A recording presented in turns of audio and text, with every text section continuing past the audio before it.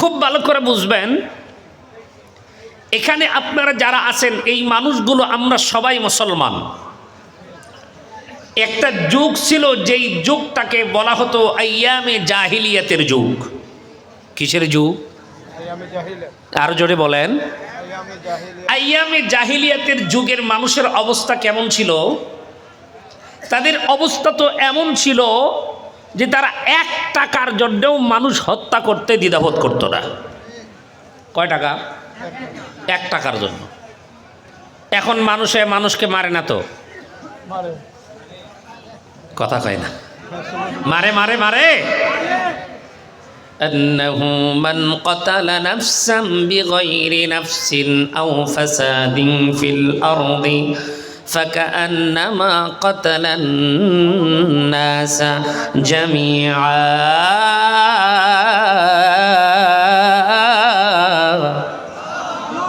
আল্লাহ পাক বলেন আন্নাহু মান কাতালা নাফসাম বিগাইরি নাফস আও ফাসাদিন ফিল আরদ, জমিনের ভিতরে ফাসাদ সৃষ্টি করার জন্য, দাঙ্গা হাঙ্গামা সৃষ্টি করার জন্য কেউ যদি একজন মানুষকে হত্যা করলো, আল্লাহ বলেন সে যেন ওই একজন মানুষকে হত্যা করলো না, পুরা জাতিকে হত্যা করলো।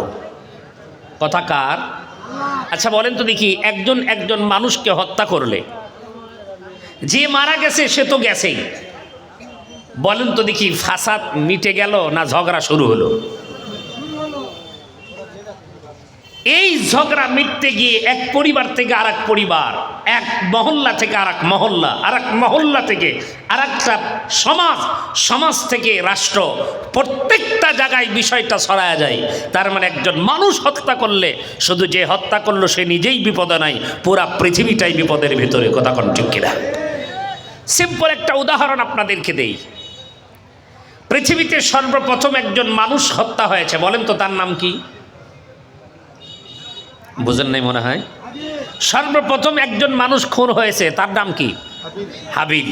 খুন করেছে কে? কাবিল। দুইজন কি চাচাতো জ্যাঠাতো ভাই? একজন বিএনপি করতো, একজন আওয়ামী লীগ করতো। দুইজন আপন ভাই। তাও কি আমার আপনার মতো সাধারণ ঘরের সন্তান না? আমাদের আদি পিতা, আমাদের নবী আদি পিতা আদম আলাইহিস সালামের সন্তান।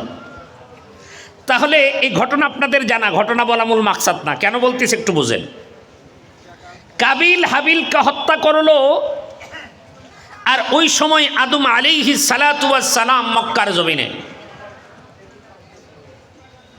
একজন আছেন মক্কায় আর তারা আছে তাদের জায়গায়, মাঝখান থেকে ডিস্টেন্স পড়ায় কয়েক লক্ষ মাইল। মানুষ একজন আর একজনকে হত্যা করেছে, কাবিল হাবিলকে হত্যা করেছে। এই সময় তো না হয় মিডিয়া আছে, মিডিয়া, ক্যামেরাম্যান আছে, যে কোনো মুহূর্তের ভিতরে ফেসবুক বলেন, ইন্টারনেট বলেন, ইউটিউবের মাধ্যমে খবর প্রচার হয়ে যায়।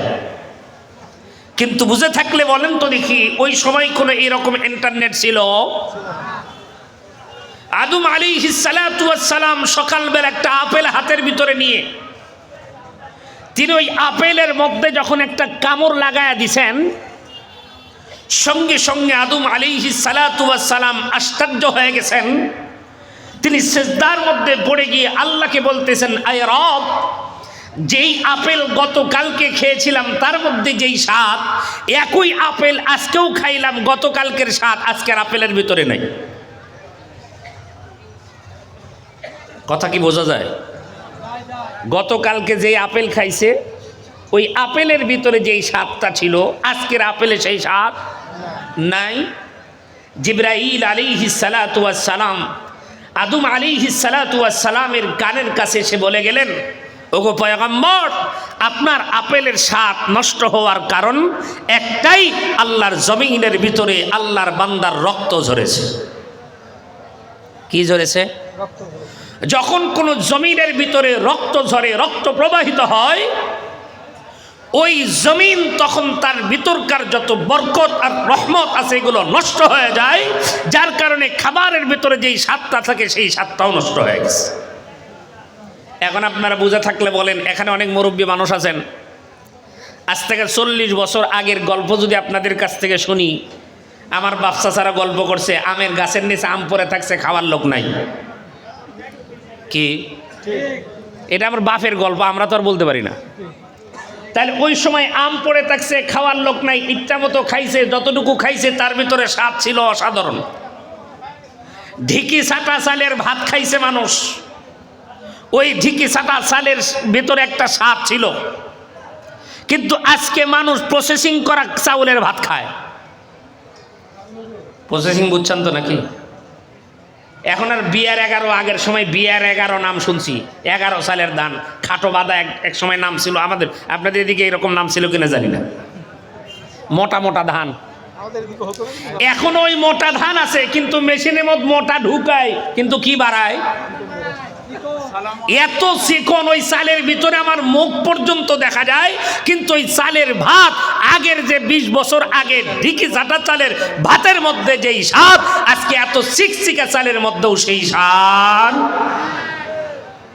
আজকে মানুষের কাছে টাকা আছে, আজকে মানুষের কাছে সম্পদের অভাব নাই, আজকে মানুষের কাছে সব আছে, কিন্তু আগের জামানার মানুষ যতটুকু মানুষকে মানুষ হত্যা করত, তার চাইতে বর্তমান জামানায় প্রত্যেকটা জায়গার ভিতরে দিনের ভিতরে কত জায়গায় মানুষ হত্যা হচ্ছে, একজন আরেকজনকে মারতেছে, কোনো হিসাব নাই। যত মানুষ খুন হবে, হত্যা হবে, জমিন থেকে আল্লাহ পাক রহমত আর বরকত উঠায় নেবে। এখন রহমত আর বরকতের দরজা খোলার ইচ্ছা আমাদের আছে না নাই? আরো জোরে বলেন। এখন আসেন, ওই জামানার মানুষগুলো 1 টাকার জন্য মানুষ হত্যা করত, নিজের ইজ্জতকে রক্ষা করার জন্য মেয়ে বাচ্চা হইলে সাথে সাথে কি করত, এগুলো জানা আছে তো আপনাদের, হত্যা করত। কেন? আমি মেয়ের বাবা, এই লজ্জা রাখবো কোথায়? নাউজুবিল্লাহ। মেয়ের বাবা, আমি এই লজ্জাটা রাখবো কোথায়? এই জন্য হত্যা করত।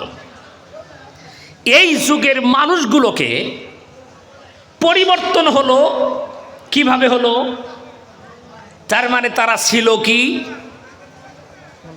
এবার তারা হলো কি? খুব ভালো করে বুঝবেন।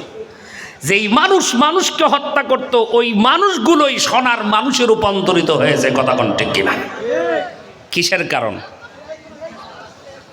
কিসের কারণ? ও মুসলমান, শিক্ষা তো অনেক রকম আছে, শিক্ষার কোনো অভাব নাই, বহু শিক্ষা বাংলার জমিনে পৃথিবীতে আছে। একটা কথা মাথায় রাখবেন, একটা মাত্র শিক্ষার গড়া স্বয়ং আমার আল্লাহ থেকে, তার নাম হলো কোরআন সুন্নাহ। কথা কোন ঠিক কিনা? আর পৃথিবীতে যত শিক্ষা আছে সবগুলো মানুষের তৈরি করা শিক্ষার দুনিয়ায় চলা যায়, কিন্তু প্রকৃত পক্ষে মানুষ হওয়া যায় না। আমরা সবাই যার যার মতো করে মানুষ বানাইতে চাই। মানুষ যদি হতো বুয়েটের মতো জায়গায় একজন ছাত্র হয়ে আর একজন ছাত্রকে হত্যা করতে পারত না। স্কুল ভার্সিটির থেকে যদি প্রকৃতপক্ষে মানুষ হতো, তাহলে ওখান থেকে সন্ত্রাসীদের জন্ম হতো না। প্রকৃতপক্ষে মানুষ যদি আপনি বানাইতে চান, খুব ভালো করে বুঝবেন, এই জমিনের ভিতরে আপনি ইঞ্জিনিয়ার আছেন, প্লিজ মাপ চাই, অনেক ইঞ্জিনিয়ার ব্যারিস্টার জজ থাকতে পারেন, মনে করবেন হুজুর আপনি আমাদেরকে ছোট করতেছেন। জি না, ছোট করার জন্য বলতেছি না। ওই আইয়ামে জাহিলিয়াতের যুগের মানুষগুলোকে আল্লাহর নবী কি দিয়ে পরিবর্তন করছেন বলেন তো?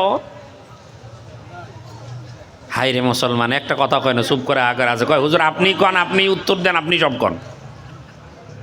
আল্লাহর নবী এই মানুষগুলোকে কি দিয়ে চেঞ্জ করছেন? আল্লাহর কোরআন দিয়ে। জোরে বলেন না, জোরে বলেন, কি দিয়া? কোরআন দিয়া। এখন বলেন তো দেখি, আগে তারা ছিল কি, হলো কি, কিসের কারণে হলো? কথা কন না বারে, একটু জোরে বলেন, ভাল লাগবে। কোরআনের কারণে তারা কি হয়েছে? এখন আপনারা বলেন, আমরা ছিলাম কি, হইলাম কি? আমাদের যুগ, ওই সময় তারা ছিল কি আর হলো কি, আর আমরা ছিলাম কি, হলাম কি? খুব ভালো করে বুঝবেন বিষয়টা। তারা ছিল কি, অমানুষ, কোরআনের বদৌলতে কি হইল? আমরা ছিলাম কি না, আমরা মানুষ ছিলাম। আমরা কি ছিলাম? মানুষ ছিলাম। হলাম কি? অমানুষ। এখন বলেন কোরআন আছে না নাই? তার মানে তারা অমানুষ ছিল, মানুষ হয়েছে কিসের কারণে? আমরা ছিলাম কি আর হয়েছে কি? এবার বলেন কোরআন আছে না নাই? তাহলে থাকার পরেও অমানুষ হলাম কেন? মুসলমান বন্ধুরা আমার খেয়াল করেন, দুনিয়ার জমিনের ভিতরে আপনার মধ্যেও যেমন একটা ইচ্ছা আকাঙ্ক্ষা আছে, আপনার সন্তানকে আপনি ইঞ্জিনিয়ার বানাবেন, ওসি বানাইবেন, জজ বানাইবেন, ব্যারিস্টার বানাবেন, আপনার মধ্যে যেমন একটা আকাঙ্ক্ষা আছে। ও মুসলমান, এই যে জজ ব্যারিস্টার ওসি বানানোর পিছনে কিন্তু আপনার কারণ হলো একটাই, আমার সন্তান যদি জজ হয়, আমার সন্তান যদি ওসি হয়, আমার সন্তান যদি ব্যারিস্টার হয়, তাহলে আমার পরিবারের মান বেড়ে যাবে, আমার পরিবারের সম্মান বেড়ে যাবে, আমার পরিবারের মর্যাদা বেড়ে যাবে। এখন আপনারা বুঝে থাকলে বলেন তো দেখি, এই জমিনের ভিতরে বহু জজ দেখতে পাওয়া গেছে যারা বিনা দোষে মানুষদেরকে ফাঁসির অর্ডার দিয়েছে। আগামীকাল ঠিক বলেন মিয়া, কথা বলেন না কেন? ঠিক না ঠিক? একজন জজ হয়ে, একজন বিচারপতি হইয়া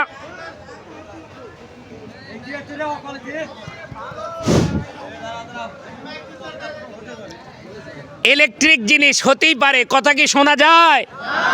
ওই পিছনে যারা আছেন তারা শুনতে পাচ্ছেন? এক মিনিট, মাইকের আওয়াজ নাই কিন্তু আমার আওয়াজ শুনতে পাচ্ছেন কিনা? হ্যাঁ, বাস ওটা ঠিক হতে থাক, আমার সময় কম। আমি যদি এখন মাইক ঠিক হওয়ার আগ পর্যন্ত অপেক্ষা করি তাইলে আমার ওয়াজ আরও বেশি হবে, হুজুরের আসতে দেরি হবে। কারণ আপনারা তো আসছেন পোলাও, করমা, কাচ্চি বিরিয়ানি খাওয়ার জন্য, মাঝখানে একটু রুচি বাড়ানোর জন্য আমি মাঝখানে একটু ভেজাল ঢুকছি আর কি।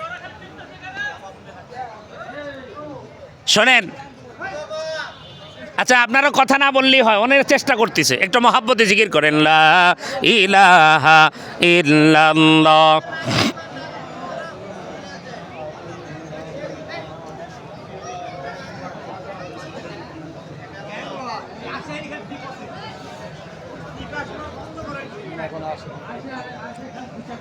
আহা,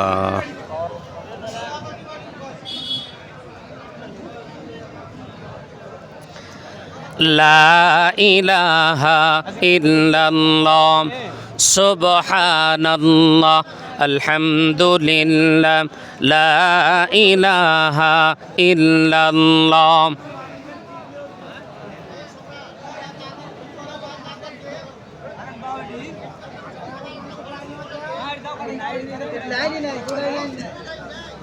আরে আর এই মিস্ত্রি লাগে, এই নতুন চারা এখানে কিছুই জানা না, ভোল্টেজ বাড়াতে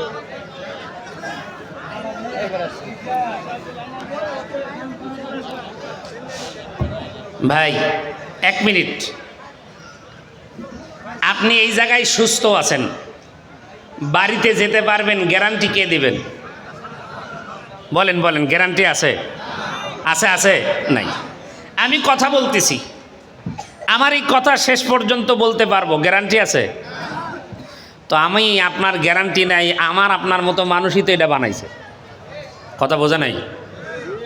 আমার আপনার মতো মানুষই বানাইছে, তারপর আবার গ্যারান্টি দিছে, কি বোঝেন?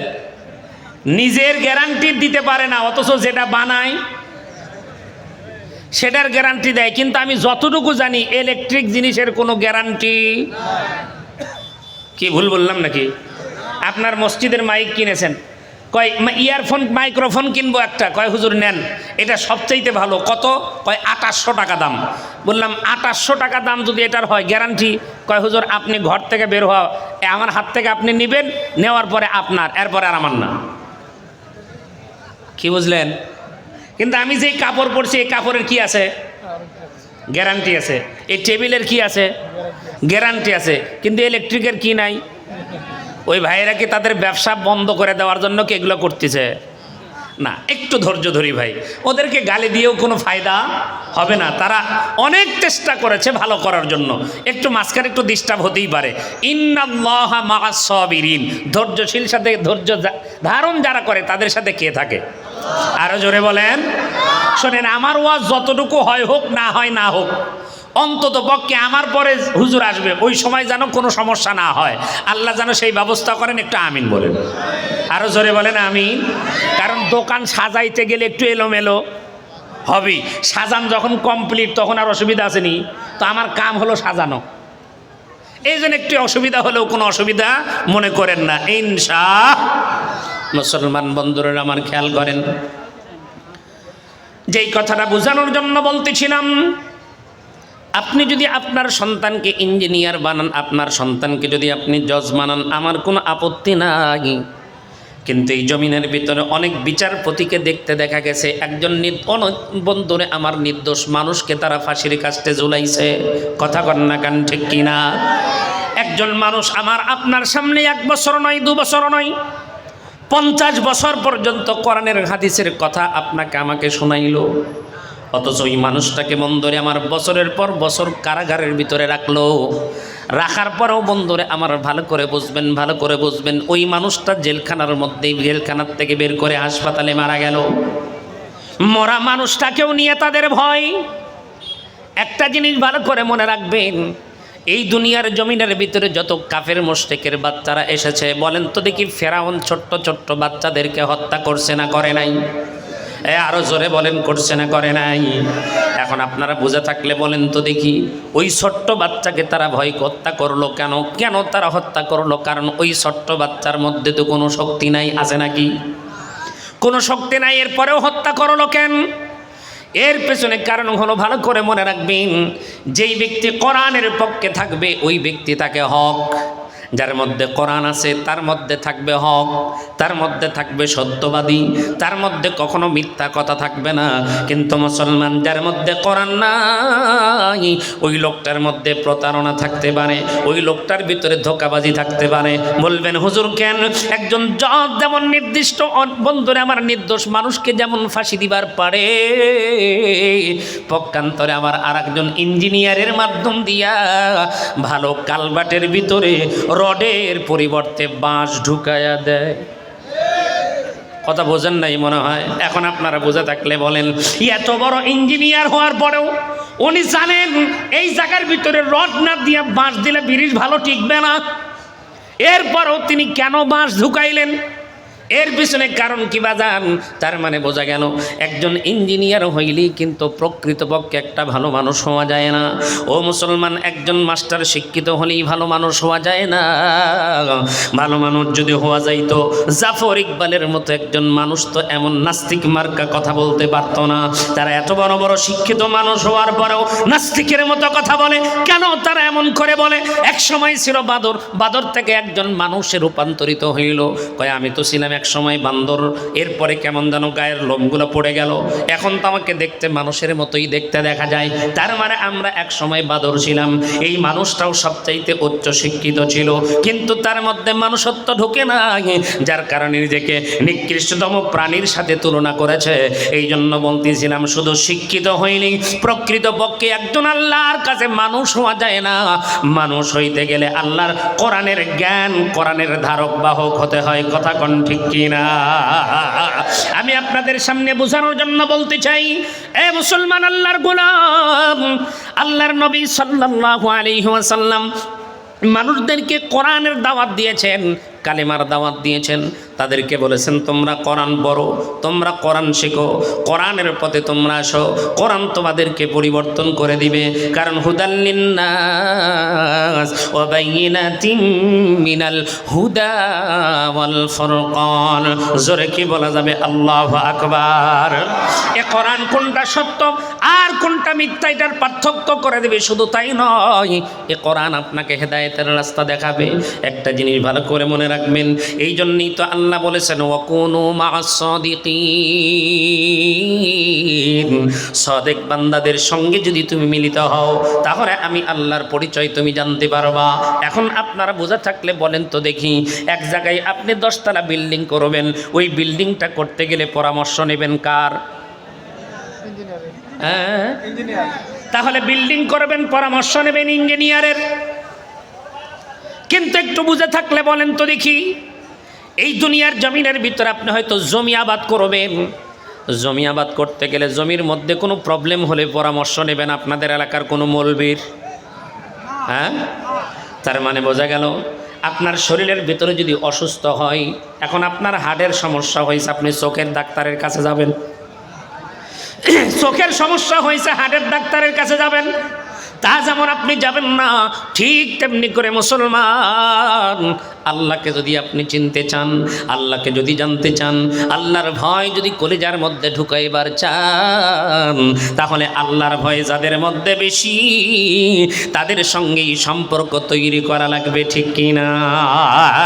এখন প্রশ্ন করতে পারেন, হুজুর আল্লাহর ভয় কাদের মধ্যে বেশি? আমার আল্লাহ রাব্বুল আলামিন কোরআনুল কারীমের মধ্যে বলেছেন, ইন্নামা ইয়াখশাল্লাহা মিন ইবাদিহিল উলামা।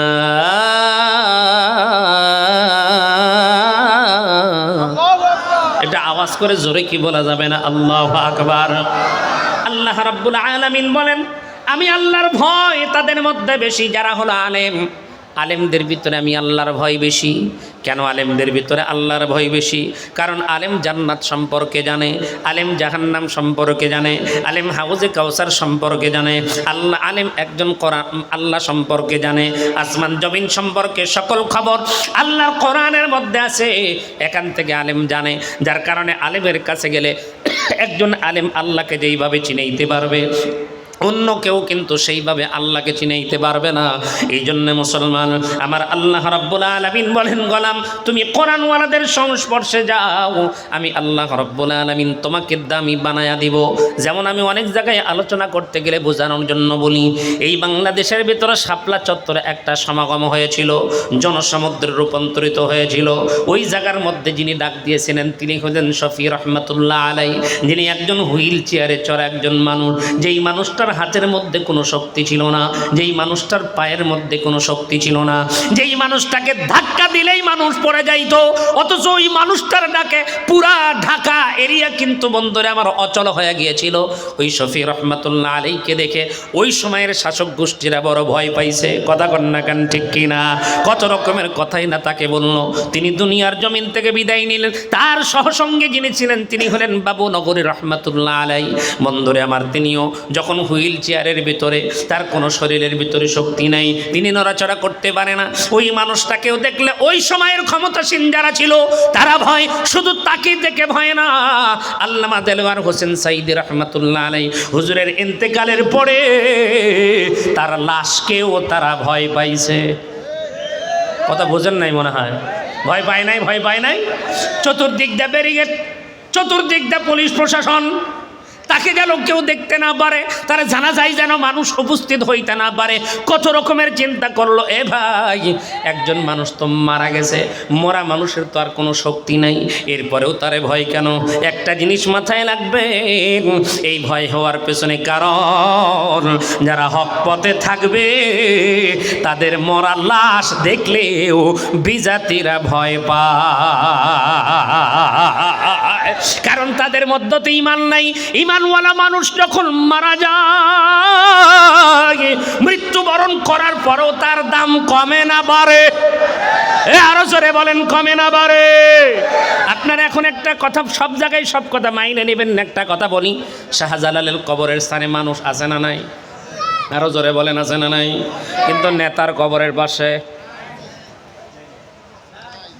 এত বড় নেতা, আপনি যখন পথ চলতেন আপনার ডানে বামে লোকজনের অভাব নাই, কিন্তু আপনি মারা গেছেন, আপনার জানাজাও পর্যন্ত করোনার মধ্যে করবার সাহস পায় নাই। কথা কোন ঠিক কিনা? অথচ বাংলার জমিনের ভিতরে একজন আলেম, বন্ধুরে আমার ব্রাহ্মণবাড়িয়া মারা গেল, অনেকে হয়তো খবর জানেন, জোবাইর আনসারী হুজুর ইন্তেকাল করলেন করোনার ভিতরে। ও মুসলমান, এমন মহাব্বত আলেমদের প্রতি মানুষ করে, বন্ধুরে আমার মাত্র 10 মিনিটের ভিতরে লক্ষ মানুষের জমায়েত হয়েছে, জানাজা কমপ্লিট হয়েছে। 14 দিন পর্যন্ত লকডাউন করে রেখেছে, কিন্তু ওই এলাকার ভিতরে একজন মানুষের করোনা হয় নাই, কারণ তারা ভরসা করেছিল একমাত্র আল্লাহর উপরে। কথা কোন ঠিক কিনা? এই জন্য যতদিন পর্যন্ত আল্লাহর উপরে ভরসা থাকবে, আল্লাহর উপরে তাওয়াক্কুল থাকবে, কোরআনকে বুকের মধ্যে যখন আঁকড়ে ধরে থাকতে পারবেন, আল্লাহ পাক আপনার দাম বাড়ায় দিবে, আপনার মর্যাদা বাড়ায় দিবে। যেমন আল্লাহ রাব্বুল আলামিন বলেন, ওয়ালাউ আন্না আহলাল কুরা আমানু আমানু ওয়াত্তাকাউ লাফাতাহনা আলাইহিম বারাকাতিম মিনাস সামাই ওয়াল আরদ। আমার আল্লাহ রাব্বুল আলামিন বলেন, যখন কোনো জনপদের মানুষ কোরআনকে তারা গ্রহণ করবে, কোরআন অনুযায়ী তার নিজের জীবনকে বাস্তবায়ন করবে, ঈমান আনয়ন করবে, আল্লাহ রাব্বুল আলামিন বলেন আমি তখন ওই বান্দাদের জন্য আসমানের এবং জমিনের বরকতের দরজা ওই বাসীদের জন্য আমি আল্লাহ পাক খুলে দিব।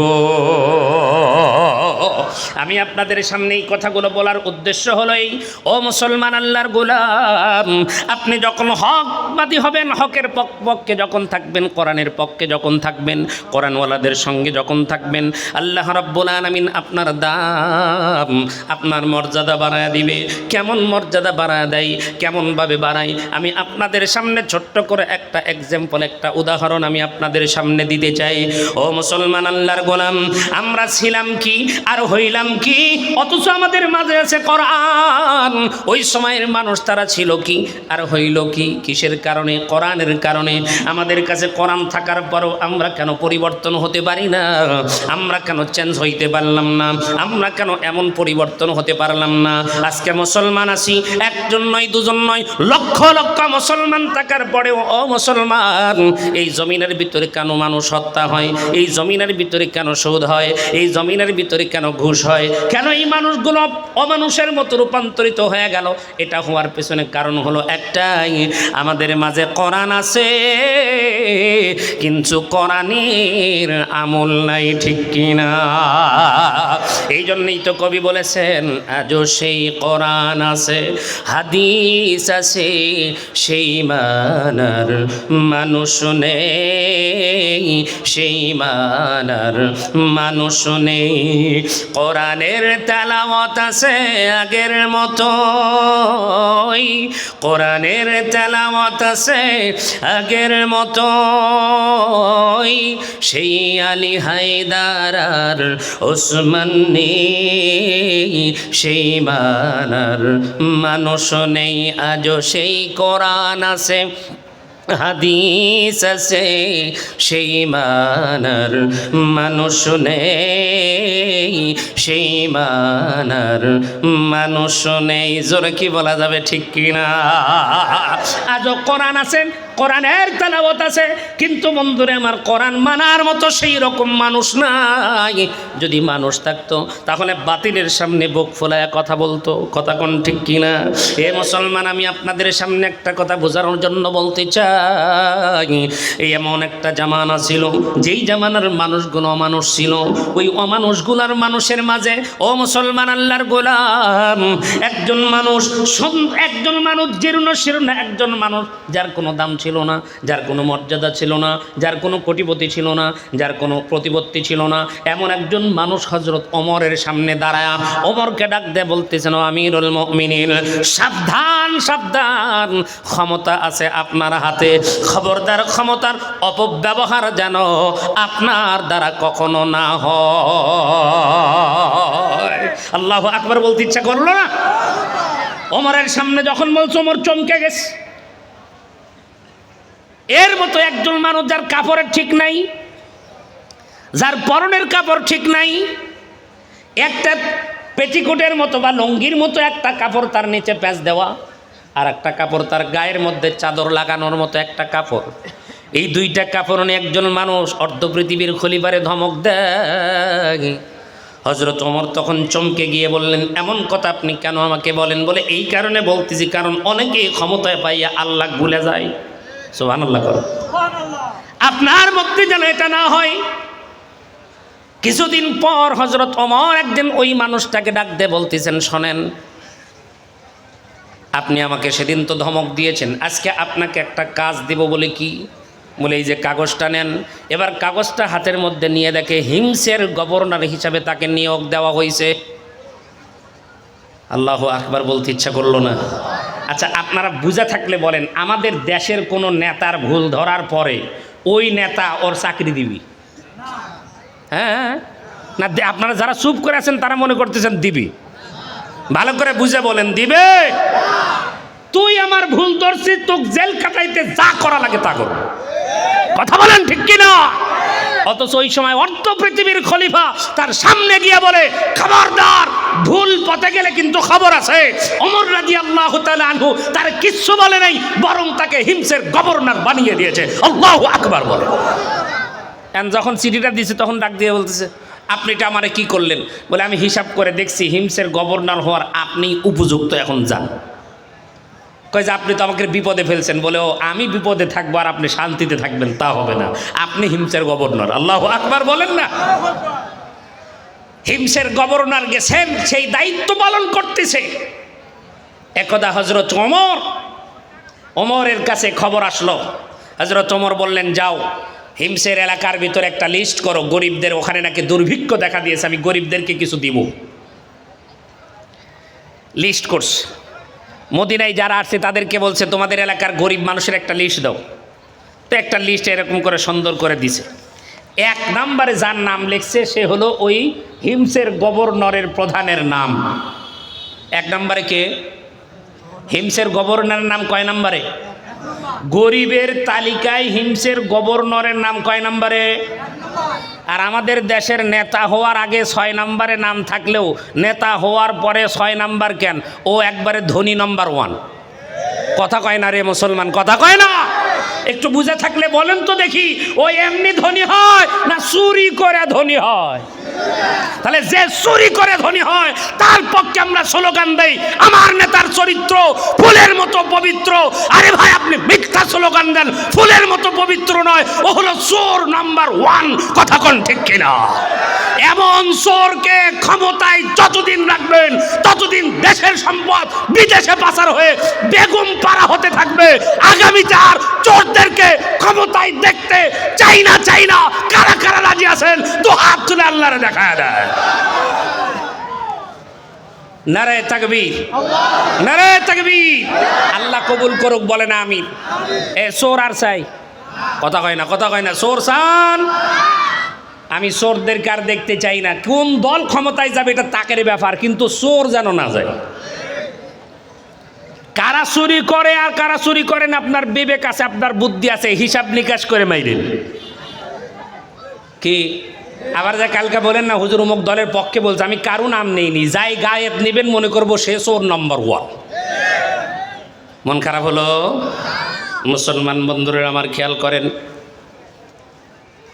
লিস্টিটা যখন হযরত ওমর রাদিয়াল্লাহু তাআলা আনহুর সামনে দেওয়া হলো, হযরত ওমর রাদিয়াল্লাহু তাআলা এমন করে লিস্টিটা সুন্দর করে দেখলেন।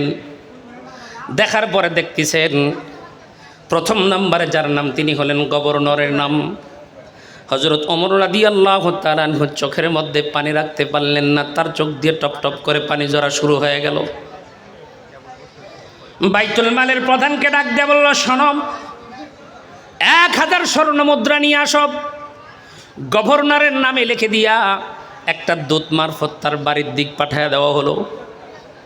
আল্লাহু আকবার। তার বাড়িতে যখন 1000 স্বর্ণ মুদ্রা নিয়ে যখন তার বাড়িতে হাজির হইছে, যখন গভর্নরের বাড়িতে গিয়ে সালাম দিয়েছেন, আমিরুল মুমিনিনের পক্ষ থেকে সালাম বিনিময় হয়ে গেল। গভর্নর এবার তার ঘর থেকে বের হলেন, একটা চাদর তার গায়ের মধ্যে মুড়ি দিয়ে বের হয়েছে। বলে, কি খবর, আমার আমির কেমন আছেন, আমার নেতা কেমন আছে? বলে, আলহামদুলিল্লাহ। হযরত আমিরুল মুমিনিন ওমর ফারুকের পক্ষ থেকে আপনার কাছে কিছু হাদিয়া আসছে, এই হাদিয়াটা আপনি গ্রহণ করেন। এখানে 1000 স্বর্ণ মুদ্রা আছে। বলার সাথে সাথে ইন্না লিল্লাহি ওয়া ইন্না ইলাইহি রাজিউন। এটা কিসের দোয়া? হ্যাঁ, ওই যে কয় মরা মানুষের দোয়া। এটা কি খালি মানুষ মরার দোয়া? না না, এই যে হাতের মধ্যে আপনার পিয়াল আছে, পড়ে গেছে, মহিলারা কয় সর্বনাশ, আজকে মেহমান আসবি না? আপনাদের এলাকায় এরকম কথা কয় না? মনে কয় হাত থেকে আমার পাতিল পড়ে গেছে, মেহমান আসবি, তার মানে ওর ভয় ঢুকে গেল, রান্না করা লাগবি। কথা কোন ঠিক কিনা? হাত চুলকাইতেছে, কয় টাকা আসবি। হুজুট খাইছে, কয় ও মা। একটা কথা মাথায় রাখবেন, হাত থেকে ভিজে পড়ে গেছে, আমি বলবো ইন্না লিল্লাহ। হুজুট খাইছি, কি বলবো? বলেন বলেন কি বলবো? একটা দুঃসংবাদ শুনছি, কি বলবো? ইন্না লিল্লাহ। ঠিক তেমনি করে গভর্নর পড়ে নিলেন ইন্না লিল্লাহ ইন্না লিল্লাহ। যখন পড়ছে ভিতর থেকে পর্দার আড়াল থেকে বিবি ডাক দিয়ে বলতেছেন, স্বামী গো, এমন করে আপনি চিৎকার মারলেন। আমি যতদূর জানি মদিনার থেকে আপনার কাছে একজন দূত এসেছে, আপনাকে কি সংবাদ দিল? যে সংবাদ পাওয়ার পরে আপনি ইন্না লিল্লাহ বললেন। আল্লাহর বান্দার সঙ্গে সঙ্গে ডাক দিয়ে বলতেছেন, বিবিরে, আমার কাছে কেন কোনো সংবাদ আসে নাই? বলে, দুঃসংবাদ তুমি কি বলতেছো? দুনিয়ার জমিনে সবচাইতে বড় দুঃসংবাদ আমার কাছে এসেছে। বলে, কি দুঃসংবাদ? আপনার কাছে কি কোনো মানুষ মরার খবর আসছে? বলে, না না না, তার চাইতে কঠিন দুঃসংবাদ আমার কাছে চলে আসছে। বলে, কি আসছে একটু বলেন। আপনি কি আমিরুল মুমিনিন হযরত ওমর ফারুক রাদিয়াল্লাহু তাআলা আনহু তিনি কি ইন্তেকাল করেছেন, তার খবর কি আপনার কাছে আসছেনি? সঙ্গে সঙ্গে ডাকতে বলতেছেন, না না না, ওমরের ইন্তেকালের খবরের চাইতে আরো অনেক বড় দুঃখজনক খবর আমার কাছে এসেছে। এবার বিবি যখন এমন কথা শুনলো, বিবি বড় ভিতর থেকে পেরেশান হয়ে গেছে। ওমরের মৃত্যুর খবরের চাইতে আবার কি এমন খবর? তখন ডাক দিয়ে বলতেছেন, কেন হিম শহরের ভিতরে আগুন লেগে কি মানুষগুলো পুড়ে গেলে এমন কোনো খবর আসছে নাকি? ডাক দিয়ে বলে, না না না, তার চাইতেও বড় দুঃসংবাদ। তখন ডাক দিয়ে বলে, কি আপনারা সেই দুঃসংবাদ আপনি একটু বলেন, ভেতর থেকে তা আমার আর ভালো লাগে না। এবার গভর্নর ডাক দিয়ে বলতেছে, বিবি রে, আমার ঘরের ভিতরে এই মুহূর্তে দুনিয়া ঢুকে গেছে। আল্লাহু আকবার বলে না? বলে, দুনিয়া ঢুকছে মানে? বলে, হ্যাঁ, আমার আল্লাহ কোরআনে বলেছেন, বাল তুসিরুনাল হায়াতাদ দুনিয়া ওয়াল আখিরাতু খায়রু ওয়া আবকা। তুচ্ছ দুনিয়ার মহাব্বতের মধ্যে পড়িয়া চিরস্থায়ী আখিরাতকে ভুইলা থেকো না। ও মুসলমান, একটু ভালো করে দিলের কান্দে কথাটা ভালো করে বুঝবেন। ও মুসলমান, আল্লাহর গোলাম সাইদ ইবনে আমের আস্তে করে ডাক দিয়ে বলতেছেন, বিবি রে, আমার কাছে এমন একটা দুঃসংবাদ আসছে, আমার দুনিয়া ঢুকে গেছে, আমার ঘরের ভিতরে দুনিয়া ঢুকে গেছে। আখিরাত থেকে আমাকে বহিষ্কার করার জন্য দুনিয়া ঢুকায় দিছে। বলে, কি সেই দুনিয়া? বলে, আমিরুল মুমিনিন দুনিয়ার জমিনের ভিতর আমার কষ্টে রাখার জন্য আমার কাছে 1000 স্বর্ণ মুদ্রা পাঠায় দিছে। এই স্বর্ণ মুদ্রা আমার ঘরে ঢুকাবো না, ঘরে ঢুকাবো না। এই রাষ্ট্রদূত থাকা অবস্থায় এই স্বর্ণ মুদ্রাগুলো তাড়াতাড়ি বিতরণ করে দাও। এই কথা যখন বিবি বলছে, এবার বুঝে থাকলে বলেন তো দেখি, আমাদের বিবি যদি হইতো, আর যদি আমার পক্ষ থেকে এমন একটা খবর বলতাম, বিবি রে, ডক্টর ইউনূসের পক্ষ থেকে আমার কাছে 1 লক্ষ টাকা আসছে, আর তখন বিবি বলতো, আপনি কি করবেন? বলে, এগুলো সব দান করে দিব। তখন বিবি বলতো, শোনেন, 1 লক্ষ টাকার অর্ধেক আমাকে দেন, আর 50,000 আপনি যা খুশি তাই করেন। কি কথা কয় না? হ্যাঁ, তার মানে বোঝা গেল আমাদের বিবিদের হালতটাও এইরকম হতো। কিন্তু ওই সময়ের বিবি, তারা ছিল সাহাবীর বিবি, তারা ছিল কি আর হইল কি, আর আমরা ছিলাম কি আর হলাম কি। দিলের কান্দে কথাটা বুঝবেন না মুসলমান। এই ঘটনা আপনাদের অজানা না, আপনাদের সকলেরই জানা। শুধু আমি উদাহরণ দেওয়ার জন্য আপনাদেরকে বলতেছি, তারা ছিল কি আর হলো কি, আর আমরা ছিলাম কি আর হলাম কি। আল্লাহর বান্দি ডাকতে বলতেছেন, টেনশন করবেন না, মুহূর্তের মধ্যে সব বিতরণ হয়ে গেল। এবার রাষ্ট্রদূত আমিরুল মুমিনিন হযরত ওমর ফারুকের কাছে খবর পৌঁছে দেন, আমিরুল মুমিনিন, আপনার গভর্নরের কাছে টাকা দিতে দেরি, বিতরণ করতে দেরি নাই। হযরত ওমর চোখ দিয়ে পানি ঝরে আর মুখ দিয়ে মুস্কি মুস্কি হাসে। রাষ্ট্রদূত ডাক দিয়ে বলে, আমিরুল মুমিনিন, আপনার চোখ দিয়ে পানি, আবার কেন কান্না করে হাসতেছেন, কারণ কি? ডাক দিয়ে বলতেছেন, কান্না করতেছি এই কারণে আমার ঈমান তার মতো পাকা না। সুবহানাল্লাহ। আমার ইমানটা আমি তার মতো পাকা করতে পারি না। আর আমি হাসতেছি এই কারণে যে আমি যোগ্য একজন গভর্নর হিমসে পাঠাইছি। আল্লাহু আকবার বলেন। রাষ্ট্রদূত তোমরা যাও, খবর দাও, আমি হিমসে সফর করব, ওই জায়গার মধ্যে আমি যাব। হযরত আমিরুল মুমিনিন হিমসে সফর করলেন। ও সফর করার পরে আমিরুল মুমিনিনের খবর শুনে সব লোকজন একত্রিত হইল। হযরত ওমর পরীক্ষা করার জন্য তাদেরকে বলল, তোমাদের যে গভর্নর আছে, এই গভর্নরের বিপক্ষে তোমাদের কারো কোনো নালিশ আছে কিনা, কারো কোনো বিচার আছে কিনা। বলার সঙ্গে সঙ্গে একজন নয়, দুজন নয়, তিনজন মানুষ হিমসের গভর্নরের বিরুদ্ধে দাঁড়ায়া গেছে।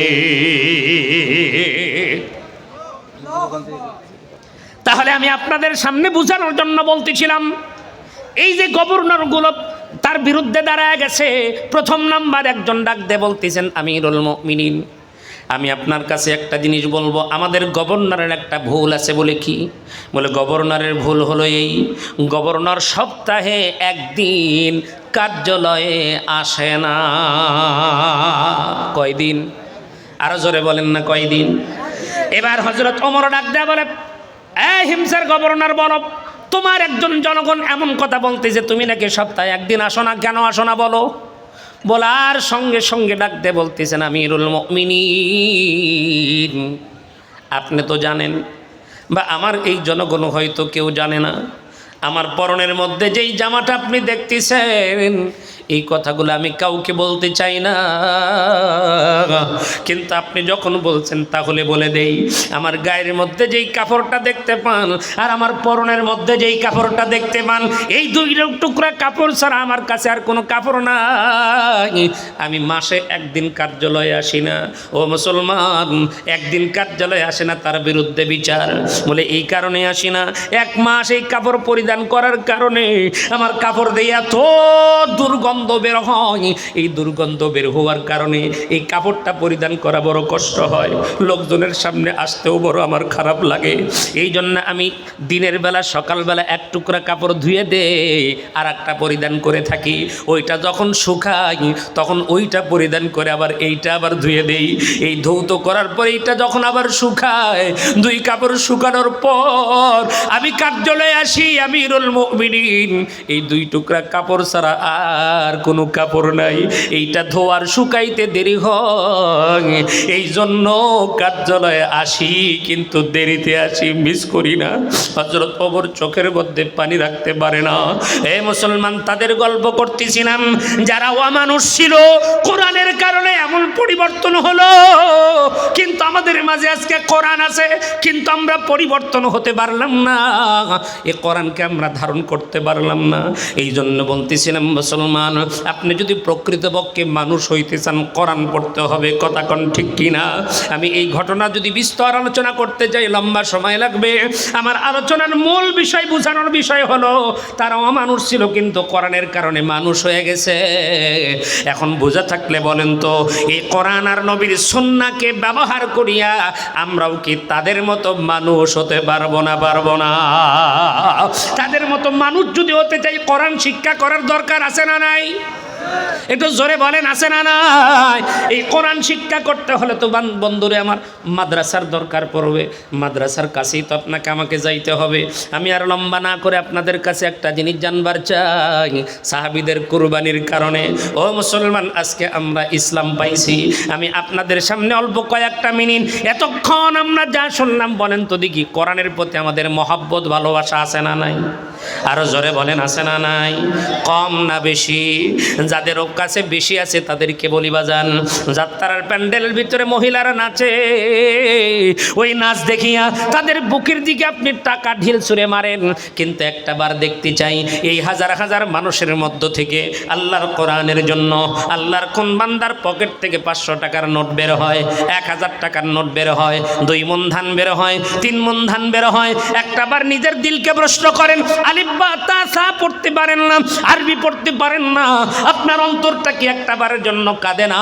আপনার একটু সহযোগিতার কারণে মাদ্রাসা বন্ধুরে আমার সুন্দর হবে। ওই যে আপনারা গেট দেখতে পাচ্ছেন,